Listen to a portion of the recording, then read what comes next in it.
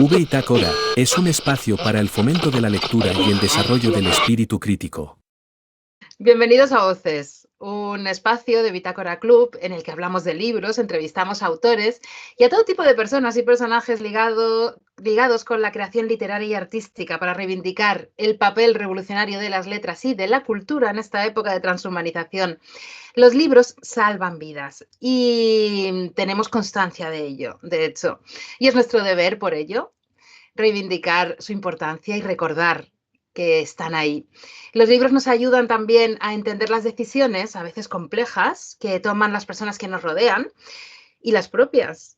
Nos invitan a ser prudentes en ocasiones y a no precipitarnos en decir yo nunca haría esto o yo no creo en esto o en lo otro, porque la vida, la verdad que nos puede sorprender y crear un cóctel con nuestras expectativas, sueños, decisiones, frustraciones, imaginación, que nos puede a veces colocar en tesituras verdaderamente insospechadas o al borde de un abismo.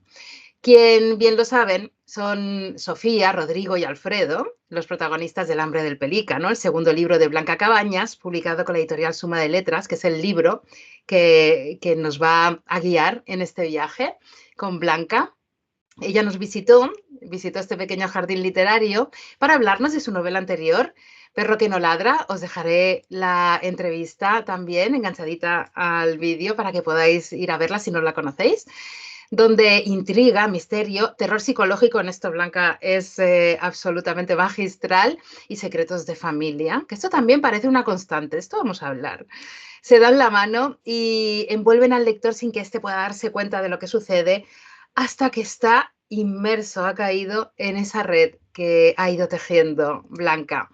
En El Hambre del Pelícano, mientras asistimos al tiempo difuminado por el conocimiento, mientras paseamos por esos lugares que la arqueología rescata del olvido, nos vamos dando cuenta de que precisamente el conocimiento, como la imprenta en su momento, puede ser fuente de salvación o de condena, y que mientras hay personas que caminan cegadas por la avidez, hay otras que pueden leer los ojos de los demás, encontrar el alma en esas miradas, porque son capaces de llegar al corazón de las personas, como Antonia, otro de los personajes de esta historia.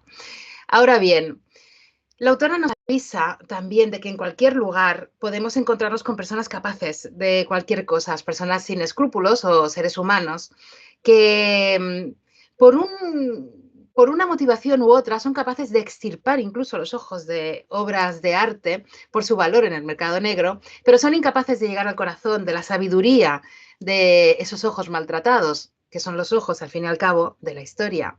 Unas obras que susurran esa historia al ser humano, esos seres humanos capaces de dejarse guiar por el latido del corazón de otros humanos que vivieron antes que ellos. El Hambre del Pelícano es como la llama eterna de la humanidad, que contiene el bien y el mal, y que en ocasiones es necesario también encerrar en una vitrina para protegernos de los demás, pero también de nosotros mismos. Blanca, con esa manera que tiene de no hacerlo, nos va preguntando a lo largo de la lectura del Hambre del Pelícano si nos consideramos buenas personas. Yo os lo pregunto directamente, ¿os consideráis buenas personas? Solo nuestros actos responden por nosotros, a los ojos de los demás, leemos en El Hambre del Pelícano. Y yo añado, a los ojos de los demás y frente al espejo también, que es muy importante. Bienvenida, Blanca. Es un placer tenerte otra vez en este pequeño jardín. Pues muchísimas gracias, menuda presentación. De verdad, gracias. Se nota que lo has disfrutado y sobre todo que te lo has preparado muchísimo. Así que por tu profesionalidad, muchas gracias, Lorena. Siempre es un placer hablar contigo. Y nada, pues deseando conocer tus impresiones y qué te ha parecido, porque me consta que te lo acabaste ayer, o sea que tienes las ideas súper fresquitas. Fresquitas, sorprendida, disfrutado muchísimo, ya te lo he dicho fuera de micro. Además, ya había disfrutado con la lectura de Pedro, no sé por qué me sale Bueno, primero Pedro. Bueno, a ver, está relacionado con El Hambre del Pelícano. Ya llegaremos a San Pedro en un momento dado, pero con perro que no ladra. Porque quizás sean tus estudios, tu profesión o tus inclinaciones a la hora de adquirir conocimiento que están muy ligadas y relacionadas con la pedagogía, pero tienes una manera pedagógica de insertar al lector en el mal de tu historia. Y me gusta mucho porque, como he dicho en la introducción, no nos damos cuenta hasta que de repente dices, pero esto cómo puede ser, estás rodeado de la acción, de una acción que se va precipitando a medida que vas leyendo y francamente me ha gustado mucho todo ese ámbito histórico, todas las curiosidades y secretos que nos revelas de una parte de Chiclana, de la que también hablaremos, que es un personaje más de la novela, San Petri. Y me gustaría empezar por esto que dices, de poner un punto y final al segundo libro, que es más difícil que escribir el primero. Y quiero que me digas dónde radica esa dificultad, por qué. Y además plasmarlo antes de empezar la lectura. Para mí ha sido como una responsabilidad autoimpuesta de como la acogida de los lectores había sido tan positiva, tan buena, tan abrumadora con Perro que no ladra, yo me sentía en deuda y quería mejorar, no quería ofrecerle lo mismo, no quería repetir recetas y entonces me resquebrajé la cabeza para hacer algo diferente. Por eso en esta novela pues es más coral, está contada desde distintos puntos de vista de personajes. Los flashbacks no son como en Perro que no ladra, sino que hablan de una segunda línea temporal. Hay otro concepto, otra fuente de conocimiento. Tiene esos matices históricos que, aunque, claro, esa parte psicológica que dices de los personajes siempre va conmigo, pero es verdad que en Perro que no ladra, digamos que era un terror más psicológico y aquí he querido contar ese origen fenicio de Cádiz, esa arqueología subacuática, es decir, bebe y se nutre de otros mundos. He querido cambiarlo todo para que no me pudieran acusar, digamos, de haber repetido lo mismo. Y además creo que eso está en el escritor. Si escribimos lo mismo y no mejoramos en la calidad narrativa, dice mucho de uno. Yo quería mejorar. Es más, mi editora en el proceso de corrección me dijo en sucesivas ocasiones que había mejorado mucho, me dio la enhorabuena y eso para mí al final es lo que me llevo. Eso y las ganas con las que he visto que los lectores han recibido esta segunda novela, es decir, que había como ese hambre, esas ganas de seguir leyéndome y también he notado, por supuesto, que hay lectores nuevos y que a raíz de leer esta segunda novela van a Perro que no ladra y se quedan con ganas de más. Yo feliz porque creo que al final he conseguido crear una historia que ha llegado a la gente y mejorar como escritora, que al final es mi objetivo. Tengo entendido, tú misma lo dices, que el proceso de documentación ha sido arduo, ha tenido que serlo, porque queda plasmado. Entonces, eso es evidente. ¿Qué ha sido lo que más te ha sorprendido de datos, de cosas que hayas podido descubrir y que no sabías con anterioridad? Pues mira, yo no tenía ni idea de que antes del año 85, que es el año en el que se crea la Ley de Protección de Patrimonio Histórico Español, a partir de esta ley es que todo lo que se encuentra pertenece al Estado, ¿no? Y tenemos que notificar, entregarlo, pero antes de este año, si tú te encontrabas cualquier cosa, era para ti y tú mismo le ponías el precio y podías vendérselo al museo. Y los hallazgos son de los más insospechados. Es que parecía como de película. Yo tuve la suerte de desplazarme al Museo de Cádiz, que está allí en Plaza de Minas, y es donde se encuentra el lote más copioso de estas estatuillas fenicias de las que se habla en la novela, y pude reunirme con profesionales encargados de la conservación y de la restauración de piezas, y ellos mismos me hicieron como un tour por el museo y me explicaron pues esta estatua se halló tal, y es que es increíble porque, por ejemplo, me acuerdo, uno de los capiteles fenicios más importantes de Cádiz era porque estaban haciendo una restauración de un castillo y lo desecharon como si fuera un escombro. Creo que era un seguridad que estaba un día libre pescando allí en la playa de la Caleta, lo encontró y de pronto, pues por sus conocimientos, dijo, no, esto no es un escombro, esto es un capitel. Entonces es como, si esa persona no hubiera estado allí, pues eso hubiera acabado, sabe Dios dónde, y ya está. Y así es como se encuentran estos hallazgos. Entonces, desde luego, mi novela no es para nada fuera de lo normal, está dentro de lo que sucede en la realidad. Y para mí eso, ¿no? Que que alguien antes del 85 pudiera quedarse todo aquello que encontrara, porque es que el 85 está ahí al lado. No sé, me hace reflexionar. Absolutamente. Reflexionamos desde el título, que es sorprendente, El hambre del pelícano. Hay una interpretación en la que no vamos a profundizar para no desvelar nada de la trama, pero lo primero que podemos pensar es en esa voracidad del pelícano. El pelícano es un animal que come mucho, no sé si 1 kilo o 1,5 kilos de pescado aproximadamente al día.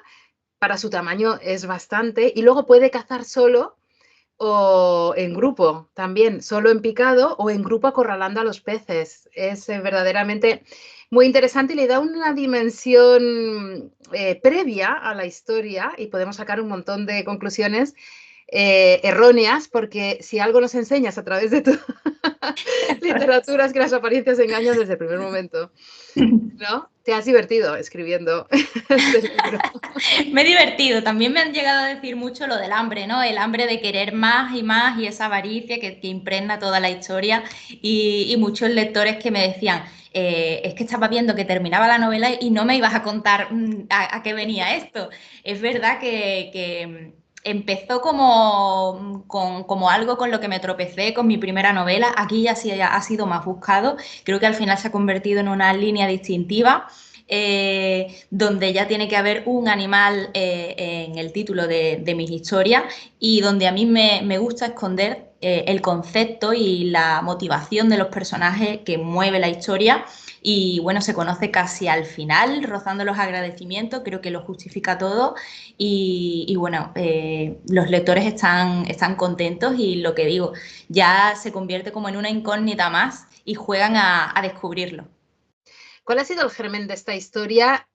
Sin entrar en lo que no... Vamos a tener mucho cuidado a lo largo de la entrevista de no hacer ningún tipo de spoiler. A mí no me gusta nada que aparezca eso en mis entrevistas porque el objetivo es que los oyentes o las personas que nos estén viendo tengan hambre de ir hacia ti y tus obras. Pero el germen fue ver volar o cazar a un pelícano en un momento determinado, fue tu amor por Chiclana. ¿Cuál es ese germen? Porque además empezaste a escribirlo en plena pandemia, en el 2022, que aún estábamos Sí, pasando. ahí escribí el primer borrador. Lo que pasa es que es una historia que se ha ido fraguando a lo largo del tiempo, que la ha ido dejando y volviendo a retomar en varias ocasiones, porque claro, en medio de todo eso yo he vivido un proceso de oposición, me he sacado mi plaza, es decir, me han pasado muchísimas cosas, entonces era imposible que la historia surgiera de pronto. Y me gusta dejarla reposar porque desde luego la historia no tiene nada que ver a cómo empezó y lo que finalmente ha sido, así que creo que esa madurez en mí también se nota entre sus páginas. Y el germen te diría que como yo disfruto tanto escribiendo sobre mi tierra, ¿no? Ambientando las historias en Chiclana, y ya había puesto el epicentro en el Pinal del Hierro y la Espartosa en Perro que no ladra, aquí quería buscar otro foco, otra fuente de conocimiento, como he dicho antes, y dije, pues el castillo de Santipetri, es que no hay lugar en la playa, ya sea en la playa de la Barrosa o, exacto, ahí lo tenemos, o en la playa de Santipetri, donde tú no mires hacia adelante y veas pues ese puntito blanco, ¿no? La perla de Occidente, y quise investigar. Y yo fui la primera sorprendida cuando vi que todas esas historias que circulaban alrededor del castillo en realidad no hablan del castillo, cuya construcción es más reciente, sino que hablan de un santuario que a día de hoy pues sigue estando en ubicación desconocida. Lo que sí sabemos, porque así lo apuntan pues los hallazgos y las pesquisas, los textos antiguos y la cartografía, que son los mapas de la época, es que estaría situado en el Caño de Santipetri, que son esas aguas que separan Chiclana y San Fernando, que son localidades que están muy próximas, separadas por marismas prácticamente. Entonces, este santuario pues lo levantaron los fenicios hace 3000 años de antigüedad, de ahí su importancia. Hablan de la antigüedad que tiene una ciudad como Cádiz. Y se levantó para rendir culto a una deidad que se llama Melcar, que en Chiclana creo que es más que conocida porque tenemos estatuas de Melcar repartidas por diferentes puntos de la ciudad, más conocido luego como Hércules, que así lo llamaban los griegos, y nada, pues aparecieron en el caño una serie de estatuillas que lo que hacen es confirmar la ubicación del santuario y estas estatuillas se dice que las habrían arrancado de sus peanas para que no las robaran o al salir de la ciudad por sus creencias, por la buena suerte. Y entonces una draga de arena en el año 84 removió y salió pues ese depósito de votos. Y en el Museo de Cádiz, digamos que la joya de la corona son 2 sarcófagos fenicios. Entonces, en una vitrina muy pequeñita al ladito que queda casi que nadie mira, ahí están las estatuillas que me han preguntado mucho, porque al final es eso, ¿no? La gente de Chiclana y de la provincia le hace especial ilusión de pronto poder recorrer los escenarios, ir a ver esas estatuillas, desplazarse a los lugares y ver Chiclana desde otros ojos y desde una perspectiva diferente, más mágica, ¿no? Y como en los personajes que se preguntan, pero ¿cómo he podido vivir aquí sin conocer esta historia y sin darle la importancia que tiene? Pues eso es lo que yo quiero hacer en mis historias. A ver, escribo thriller y mi objetivo es entretener al lector, pero si al cerrar el libro puede haber aprendido algo y quedarse con un buen sabor de boca y no concebirla como una historia más, pues yo ya he ganado. Así que ese era el objetivo. Ir más allá de las páginas. Bueno, yo tengo unas ganas terribles de ir al museo, ya te lo digo. ¿Se puede ir al castillo? Se puede ir al castillo, pero claro, tienes que ir o bien en barco o en kayak, que se alquila allí mismo porque Santipetri se ha convertido en un puerto deportivo. Entonces, O mejor sea, cuando la que eso es marea... real. Eso Claro, que claro, aparece. todo es real, todo es real. Lo único que es inventado y que es ficción es la pensión de Antonia, que Ajá. también me lo preguntan mucho. Eso no existe, pero todo lo demás es real. Entonces, mejor cuando la marea esté baja, porque el castillo entonces está más cerca y te va a costar menos trabajo ir remando para allá, pero puedes ir perfectamente y además está reformado y puedes visitarlo por dentro también. Bueno, pues eso hay que apuntárselo. Cuando os leáis el libro vais a saber por qué, porque estoy deseando. Es algo que me gusta mucho de ti. Creo que es una muy buena cosa, además de reivindicar las zonas bonitas y desconocidas que tenemos, históricas, importantes, en este país, es que al anclar tus historias en lugares reales y envolvernos con esa historia las convierte en más angustiosas, en realidad, al final para el thriller, ¿no? Que es como tiene que ser. Y nos hablas de que el mal puede estar incluso cuando estamos sentados a golpe de tweet, puede existir alrededor nuestro. Las apariencias engañan, como hemos dicho al principio. Y hay una frase sobre el miedo que me ha gustado mucho y leo. Un miedo especial, el más primigenio de todos, ese que le hacía darse cuenta de que era vulnerable, que podía perder las riendas. De pronto fue consciente de que todo lo vivido lo había conducido a ese encuentro, esa inexorabilidad de las circunstancias, ¿no? Todo lo que hacemos, todo lo que decidimos, por nimio que nos parezca, puede llevarnos al borde de un abismo. Y ahí está el pobre Alfredo. sí, de repente que tiene que evolucionar muchísimo, tiene que madurar mucho del principio hasta el final. Qué personajito. Claro, el pobre Alfredo que se tropieza con la persona que momentos después, no es spoiler, esto lo podemos decir porque ya en el prólogo lo estamos viviendo, con el cuerpo que aparece sin vida horas después a los pies de los acantilados de Santipetri. Entonces él, que es un joven con baja autoestima, que vive amparado bajo el ala protectora de su madre, podríamos decir, pues queda totalmente encandilado por esta persona. Y bueno, él mismo, ¿no?, se echa a la espalda la investigación y el conocer por qué y qué le ha pasado a Sofía, en este caso. Y es un camarero de los pescadores que es que me hace mucha gracia porque en la presentación que hice en Chiclana, oficial, se acercó una bibliotecaria de Guijuelo, que es un pueblo de Salamanca, estaba veraneando en Chiclana y me comentó que al terminar la novela, que por supuesto la había terminado con el castillo al frente, pues luego, para celebrarlo, se había ido a cenar al restaurante Los Pescadores. Voy a ir para allá a que me den a mí un platito de gamba por la publicidad, Lorena. Pues yo pensé que lo habías inventado porque quedaba muy bien como, bueno, los pescadores evidentemente ligados a la tradición del lugar, pero también tiene un significado en la historia. Sí, sí. Entonces digo, Está todo pues no. hilado. O sea que también hay que ir ahí también, pues nada. Sí, sí, Oye, sí. los pescadores, que ya sabéis, ¿eh? que Blanca os hace muy buena promoción. Sí. Sofía llega a los pescadores, que es donde conoce a Alfredo, y llega como una ninfa. Esto me ha encantado. Esa ligazón, ¿no? Con esa divinidad de las aguas, divinidades que representan también los aspectos femeninos del inconsciente y que dan miedo, por otra parte, ¿no?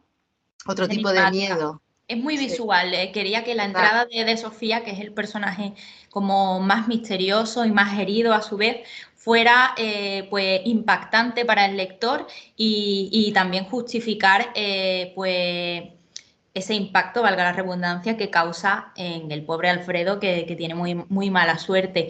E hilando con esto también me pareció un riesgo, pero quise que así fuera, que Rodrigo es un personaje muy importante que poco a poco el peso de la historia va cayendo sobre sus hombros y sin embargo aparece alrededor de la página 60. Es decir, la historia va por su cauce y él entra muy tarde. Tuve miedo también de eso, digo, no sé si estoy presentando a un personaje tan valioso muy tarde en la historia, pero es que creo que entraba perfecto ahí y que para entonces creo que ya tenía al lector en el bolsillo.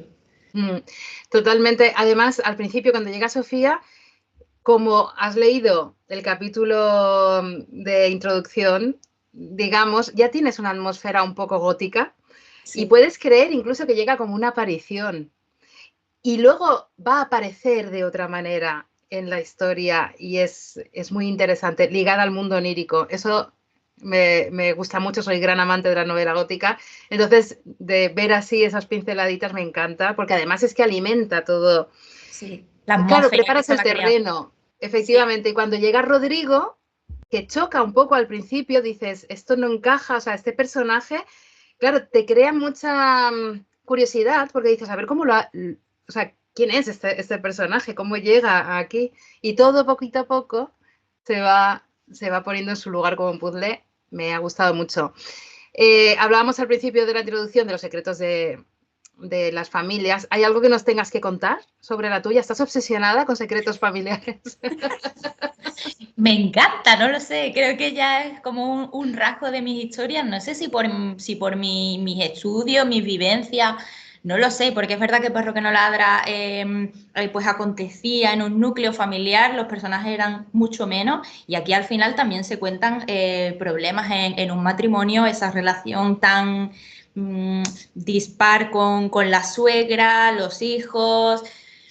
Es algo que me gusta dejar reflejado y porque al final pues el personaje se construye por su background, por su historia, pero también por cómo se relaciona con los demás y cómo esa influencia puede hacer o empujarlos hacia una dirección, como ocurre con Rodrigo.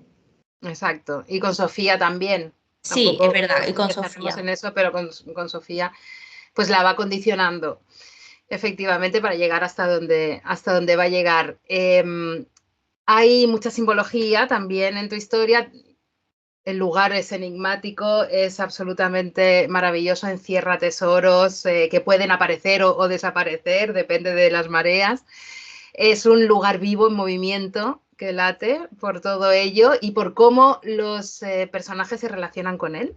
Estamos hablando de Santi Petri, pero también tiene una historia que yo desconocía absolutamente, bueno, desconocía gran parte de todo lo que he aprendido, por eso te lo agradezco porque es maravilloso. El libro cumple contigo todas las funciones, la de entretener, la de enseñarte algo, la de mantenerte en tensión. Y Santi Petri, en los años 80, si no me equivoco, ocurrió algo, le quitaron las casas, hubo expropiaciones de casa, echaron a las personas que vivían en el barrio, luego pudieron recuperarla de algún modo, hay ahí toda una marisma y un mare magnum de lucha, ¿no? De las personas por reivindicar el derecho a ocupar un Sí. espacio que era de ellos. Claro, ahí estaba el antiguo poblado pesquero de Santipetri, la almadraba, se cazaban, se pescaban, perdón, muchísimos atunes y un día de pronto dijeron que eso mismo que daba de comer a la ciudad pues ya estaba escaseando. Hay distintas creencias respecto a eso, de si podía ser algo político, porque decían que sí, que había atunes. Y bueno, al final luego pasó por ser un terreno militar de maniobras. Finalmente sí que se ha convertido en un enclave, pues un puerto deportivo de ocio y precioso, y todavía se encuentran allí lo que queda de las ruinas. Está la iglesia, están pues pequeñas casitas, las naves, y ahora también en verano hacen el Concert Music Festival, que es un festival de música que ya lleva unos cuantos años.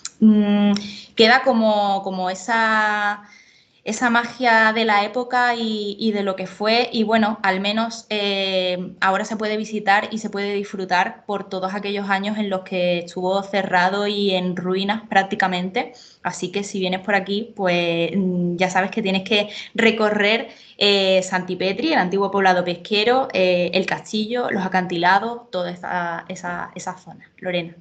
Totalmente, y lo haré, que no te quepa la menor duda. Me ha gustado muchísimo la vinculación del conocimiento con la sabiduría en la familia. Por ejemplo, cuando hablas del abuelo de Pablo, que es el padre de Rodrigo, Leonardo, un nombre que me apasiona, me gusta mucho. Dice, el trabajo en el mar lo había vinculado a la cultura. Rodrigo le debía todo lo que sabía de los orígenes fenicios de los gaditanos a él, a su padre, a Leonardo. Y Pablo, que había encontrado en su padre el vehículo para conocer a su abuelo, lo idolatraba por ser la voz de esa sabiduría. Qué bonito. Es una de las responsabilidades familiares, la sabiduría, Gracias. ¿no? El transmitir la Pues sabiduría. sí, transmitir, y era mi forma de hacer llegar al presente y a esta familia, al padre y al hijo, todo ese amor por la pesca y por esa mitología, por...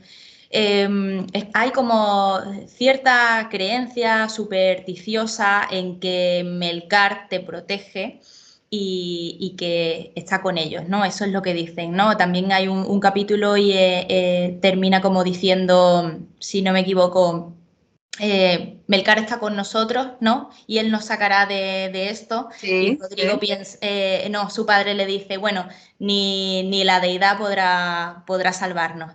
Pero creen en eso, ¿no? Al final, también lo hago un poco con mi primera novela, Con perro que no ladra, donde las creencias te llevan a actuar de una forma. Pues aquí es igual.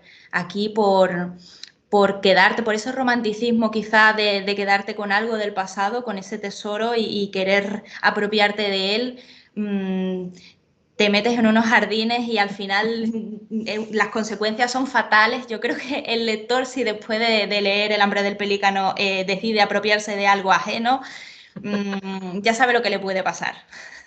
Totalmente, tanto legalmente como en los acontecimientos, el ritmo de la vida. En una visita al castillo de Santipetri, Alejandra se emociona porque dice que su padre estaba dotando de color, habla así, ¿no? Tiene una expresión así, a simple vista, lo que no le llamaba a ella la atención antes de conocer toda esa historia que le está transmitiendo también a ella, dotar de color. Es que me ha parecido absolutamente maravilloso, que se puede aplicar también a cuando vas a un museo. Si conoces la historia de las obras, del porqué del pintor, te abre un universo de colores, de sensaciones, que es amplísimo y te hace disfrutar muchísimo más. Por supuesto, es que podría aplicármelo a mí misma, Lorena, a medida que iba investigando y documentándome sobre el tema, y es lo que he querido hacer con el lector. Por ejemplo, hay una visita de Rodrigo al museo que creo que podría haber sido más técnica y densa y pesada, y sin embargo no lo es porque soy yo misma en realidad la que va haciendo ese caminito, hablando con esas personas, y es que es una descripción de lo que yo hice, del taller en el que entré, de toda la información que me dieron, vivida en primera persona. Con lo cual, para mí también se estaba todo dotando de color, y yo misma estaba pasando casi por lo mismo que los personajes, Y bueno, al final, tanto yo como el lector se pone en la tesitura que viven ellos al encontrarse esa pieza arqueológica de tanto valor, que no lo hemos dicho, de si pues se lo quedarían para sí, intentarían moverlo en el mercado negro o por romanticismo, ¿no? Que también he hablado con muchos periodistas que me decían, yo no lo movería por dinero, pero sí que por la idea mágica de tener algo valioso me lo quedaría para mí en mi casa, ¿sabes? Decorando el salón, por ejemplo. O pues se lo entregaríamos a su legítimo dueño, que en este caso, como decíamos, a partir del año 85 es el Estado. Yo creo que no hay persona que se haya leído la novela que se haya preguntado a sí mismo qué haría yo si me encontrara pues una moneda romana, por ejemplo. Sí, sí, totalmente. Si hablamos de cultura, las estatuas de Melcar son importantes. Me gusta mucho cómo le das vida, porque parece que estén vivas en un momento determinado, sobre todo una en concreto, que es pues objeto de devoción y también objeto de codicia. Y bueno, que es un elemento más. Al final no sabes si es el elemento central de la trama, porque como es un río que se bifurca, abres las posibilidades y tienes toda la profundidad de los personajes, toda la motivación de ellos, y luego tienes esto que a veces, en algunos capítulos, se convierte en una especie de MacGuffin, un poco, ¿no? De pretexto para contar otras cosas, como la soledad de las personas que pueden tener una enfermedad mental. Y ahí tenemos a Alfonso. Sí, sí. Mira, te voy a confesar algo. Esa parte de Adolfo, pero te perdono Adolfo. porque te Tío, perdono porque todo el mundo se equivoca. no, pero es que Alfredo le llamo Alfonso. O sea, hago toda una serie de cambios que son. Debo tener alguna suerte de tara, entre otras muchas, y es cambiarle los nombres a los personajes, pero es que lo hago de manera Bueno, continua. los dos empiezan por A. Adolfo, no Alfonso. Que esa parte de Adolfo y esa estructura, porque al final la historia está pues dividida en 4 partes que empiezan por un capítulo que pues donde Adolfo cuenta su historia a través de flashbacks, ¿no? En esa línea temporal pasada. Pues eso lo escribí a meses antes de entregar la novela a mi editora. Por eso te digo que al final se ha ido enriqueciendo con el tiempo. Sentí que le faltaba algo de estructura, algo de cuerpo y que todavía podía meter algún personaje más y creo que me permite hablar pues de la soledad, de ese síndrome de Diógenes que se intuye y, y al final pues eso de ser como guardia en tu propia casa tan solo, tan fácilmente manipulable, tan vulnerable y le da valor también pues a la novela. Absolutamente. La expresión "te falta una marea", ¿la usáis? Sí, No lo había oído en mi vida. Me ha encantado, sí, no absolutamente lo había oído. maravillosa. No. Bueno, te falta un hervor o te falta un tornillo, pero una marea me encanta. Me Claro falta que una yo marea. vengo de Alicante originariamente y en Alicante mareas, pues como que no nos damos cuenta de que existen. No hay, qué maravillosa expresión, por favor, me encanta, absolutamente. Por eso me gusta ambientar las novelas en mi tierra, ¿no? Porque aparte de conocer los escenarios, pues también sé la forma de comportarse de la gente y de hablar. Tenía también en el curso pasado una compañera que era del norte y también hizo alusión a una expresión que yo usaba en el libro que era se ha abierto la cabeza. Y ella decía, es que esto jamás lo diríamos nosotros. O sea, y para mí, pues igual que lo de la marea, lo meto porque para mí pues es normal. Sin embargo, aquel que lo recibe dice, uy, sí, ella es de Cádiz. Exactamente, es maravilloso, me encanta, me encanta. Sofía se va de casa de sus padres pensando que el éxito que tiene en las redes le va a poder ayudar a ser una persona exitosa, independiente, vivir de ello, fuera de casa de sus padres. Las apariencias engañan una vez más. Y aquí, bueno, pues vemos la denuncia, ¿no? De cuidado con las redes que no están ceñidas a la realidad, que puede que triunfes en un contexto determinado, pero que luego sea totalmente vacuo, inexistente en otro y te pueda poner en peligro en un momento dado también de tu vida. Claro, y que al final lo que tú ves en las redes sociales es lo que la persona quiere mostrar, es la punta del iceberg y no ves el trabajo que hay detrás. Aquí ahora mismo estamos hablando pues del hambre del pelícano, pero a mí nadie me ha visto en mi casa, por ejemplo, la de horas que he pasado escribiéndolo, dándole forma, corrigiéndolo, que es una pesadilla. Entonces a Sofía le ocurre lo mismo, ¿no? Y se da de bruces con la realidad cuando ve pues, que el éxito no está a golpe de clic.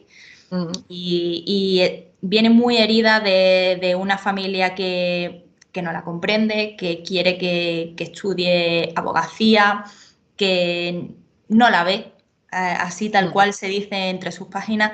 Y creo que tanto ella como otros personajes al final son víctimas de un amor mal empleado, mal usado, tóxico, y con las migajas, en este caso Sofía, que le da Tony, una persona que al final no conoce, que ha conocido a través de redes sociales, pues se conforma y bueno, pues acaba cruzando límites y cruzando líneas que a priori no se hubiera planteado cruzar. En ese mundo donde hay esas relaciones tóxicas, tenemos relaciones positivas, digamos, están encarnadas un poco en Antonia y en esa pensión que de repente se convierte también en un espacio seguro. Sí.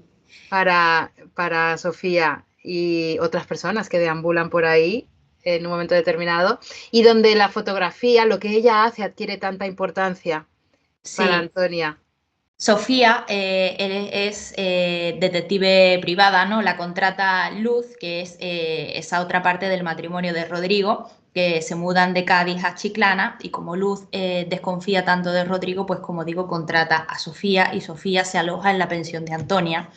Y en Antonia he querido reflejar pues aquellos recuerdos que tengo yo de mi abuela, que es la que decía que ella en los ojos de la gente percibía cuando habían perdido pues vida, y no antes de entregarse a la muerte, pues ella ya podía ver cómo esos ojos habían perdido nitidez y se iban como derramando, y eso es lo que he querido plasmar con ella.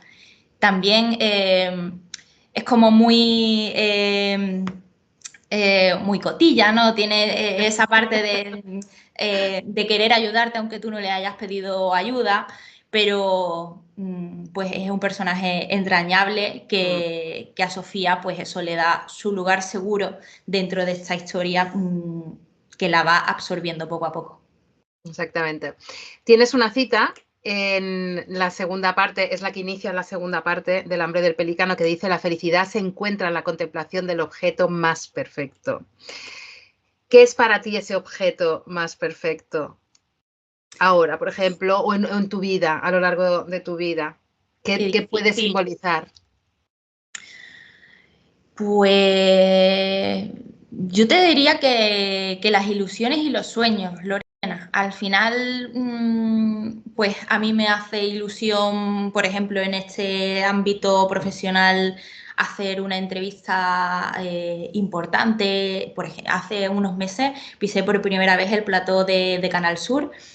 Estaba aterrada, pero bueno, como siempre me desenvolví bien. Pero pues para mí eso es un logro, eso es una ilusión, publicar una historia, por supuesto, tener una hija, comprarme una casa, o simplemente el otro día que por primera vez fuimos a dar un paseíto y nos peleábamos por ver quién llevaba el carrito. Eso, las pequeñas cosas, que las primeras veces, la ilusión de cada cosa, te diría que eso. El pálpito de la vida en la mirada, ¿no? Sí. Nosotras aún no hemos llegado al derrame, ¿no? No. De la vida, ni muchísimo menos. Hablábamos antes del anciano, de Adolfo.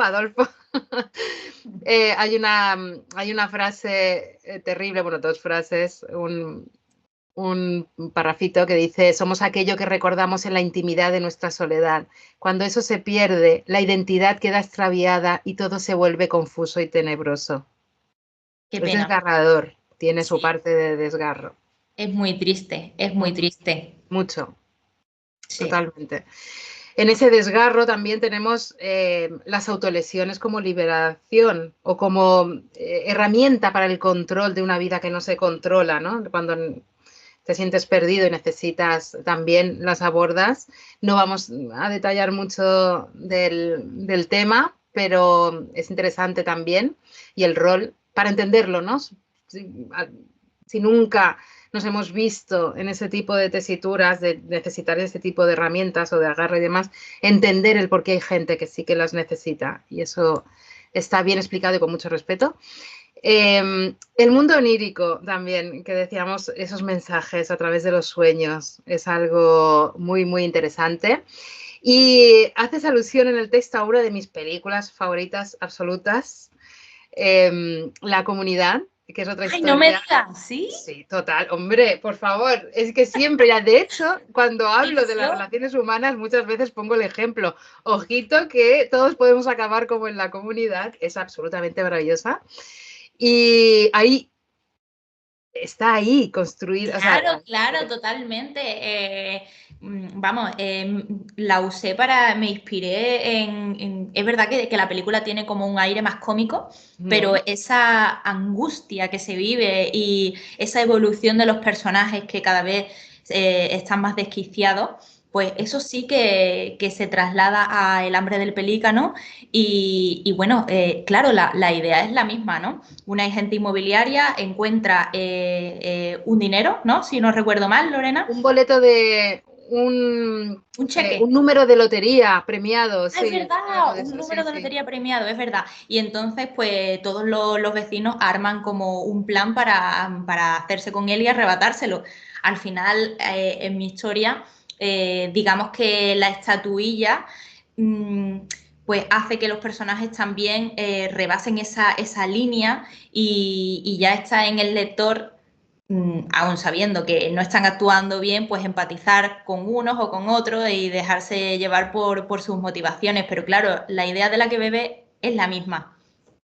Y sorprenderse con los resultados, porque no hay límites. Ahora me he quedado pensando en si era dinero o el boleto, pero bueno, una de las dos, no sé. O No dinero a recuerdo. raíz de la lotería. Puede No, ser, sí. no me acuerdo ahora, hace tiempo, tengo que volver a verla, pero vamos, es fantástica. Es que no sé por qué Absolutamente fantástica. recuerdo yo como un macuto con billetes o no Sí, sé, es que lo cuando estoy lo has dicho, pensando. yo he dicho esto de la lotería, no, luego he pensado y digo, porque la bolsa era de dinero, claro, Claro, no. y tengo la imagen de cuando encuentran el Sí, dinero sí, así, sí.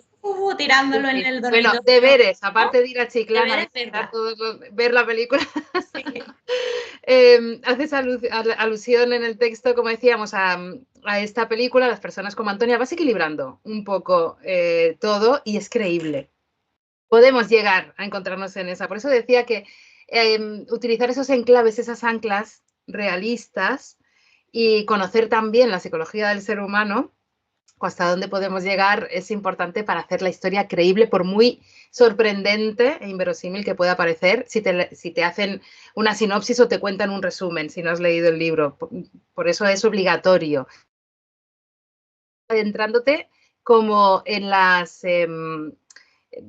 marismas, en la arena, y nos vas arrastrando como las corrientes. Hay también una referencia a Stephen King, a Cazador de Sueños, un libro que me leí hace mucho tiempo, me sorprendió muchísimo, muchísimo. Tiene una parte también cómica. Y me ha gustado porque en ese libro, si no recuerdo mal, llega una persona a la vida de unos amigos que están en un lugar inhóspito y tiene como un virus, algo, una cosa adentro. Y yo he querido ver ahí en ese guiño a Stephen King el virus de la codicia y de esa avidez, ¿no? Que tienen algunas personas. Y digo algunas personas porque no es común a todos, porque hay personas que pueden elegir ir por otro camino, como hay personajes en tu historia que van a elegir no continuar por la senda de la avidez y de la... Sí. De Y y otro guiño interesante también puede ser el personaje de Gollum, del Señor de los Anillos, sí, con el que se total. compara a Rodrigo, que claramente en el momento en el que se tropieza con la estatuilla, él mismo se va contaminando con la información y va cambiando y sus sus esquemas morales y éticos al final se van tambaleando y él mismo encuentra parecido con ese personaje.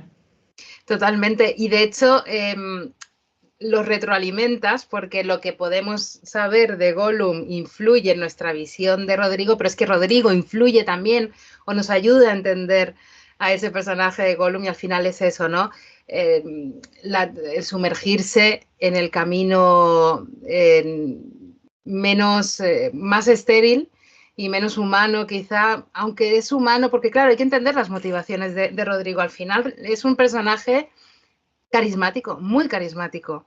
Mira, es que de Rodrigo me han llegado a decir muchísimas cosas, pero la gran mayoría de los lectores sienten empatía con él. Sí. Y pese a ser un personaje que, desde luego, no toma las mejores decisiones en su vida, que lo llevan a ese desenlace, causa cierta ternura. Así, con estas palabras me dijeron, me ha causado ternura. Y como que lo han visto viviendo un matrimonio donde Luz lo tenía en cierto modo sometido, la influencia negativa de su suegra y esa baja autoestima que al final pues lo hace actuar pues de esa forma, Ahora me estaba cruzando acordando. esa línea del mal de la que hablamos. Sí, porque no estamos a salvo ninguno. No. Ninguno estamos a salvo. Hay que ser muy fuerte para no sucumbir en ocasiones cuando tienes todo en contra a optar por ese camino, ¿no? Me estoy acordando de esa necesidad de reivindicar su espacio en la casa, sin entrar en muchos detalles, pero de conseguir luz y amplitud, el despacho que él se merece para que otros vean que es importante, que su trabajo como diseñador gráfico es importante. Que no son dibujillos. Que no es un dibujito, anda, que también, es que es terrible. Te dan ganas de estrangularla. ¿Tienes algún otro animalito antes de dejarte volar a otros territorios? En tu haber, ya sé que no podrás decir el nombre de animalito, pero ya estás escribiendo, ya estás pensando una nueva historia. Va a ser también por Chiclana. ¿Hay algo que nos puedas contar? A mí me apetece mucho volver a ambientar una historia en Chiclana. Tengo a mi pareja ahí diciéndome, no, cambia de ambientación, pero hay algo que me sigue tirando y creo que todavía puedo exprimir y sacar el jugo. Hace un par de días sí que he empezado ya a documentarme, estoy con mi libretita buscando información, apuntando cositas a mano, que esta parte sí que me gusta hacerla a mano. No hay animalito todavía en mi cabeza, pero lo que sí tengo claro es que en esta historia quiero contar lo que nadie se plantea de la docencia, ¿no? De cómo un sistema informático que se llama CIPRI, al menos aquí en Andalucía, marca tu destino y te manda pues a cubrir una sustitución o una vacante.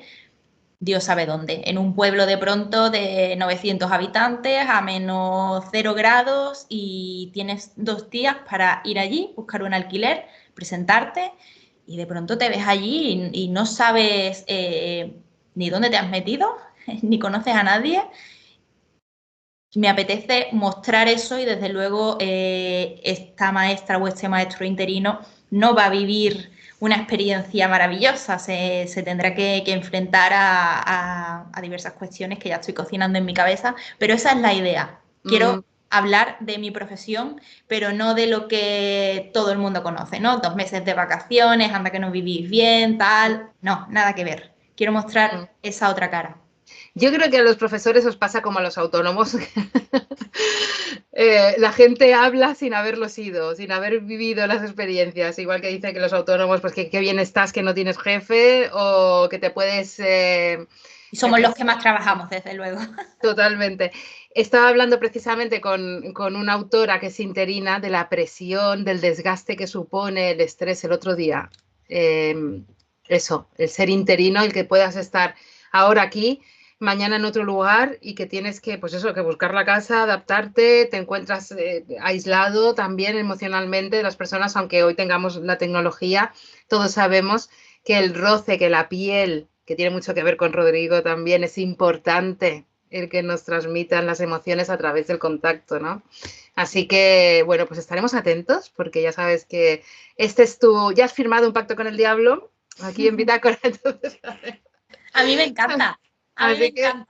Es como una charla entre amigas, además me viene muy bien porque una no hace las mismas entrevistas al principio, donde viene todo de golpe y llega un momento en el que ya estamos un poco quemados, yo creo, los escritores. Me viene bien que han pasado ya unas cuantas semanas y ya digo cosas que no son las mismas que digo siempre, ¿no? Es como que uno ya se suelta. Y me transmites esa cercanía, esa pasión por los libros y que le pones, que se nota, que te lo curras, que te apasiona. Y yo me siento muy cómoda y me encanta hablar de libros y de historias contigo, así que encantada de haber firmado este pacto. Pues Blanca, ya está grabado, queda dicho, ya no se puede borrar. Ya no me puedo. En Bitácora consideramos, mis personalidades y yo, y muchos de los oyentes también, al menos con los que hablo, que la libertad se halla en el conocimiento, de modo que gracias, Blanca, por hacernos más libres, con El hambre del pelícano, por todos los conocimientos, por esa segunda interpretación del pelícano fascinante, ahí lo dejo, no diremos absolutamente nada más sobre el tema. Así que, pues muchísimas gracias y sobre todo por tu tiempo, que es tiempo de vida y es lo más valioso que tenemos. Gracias. Muchas gracias a ti y espero que nos volvamos a ver, Lorena. Un beso. Seguro que firma un pacto. Sí.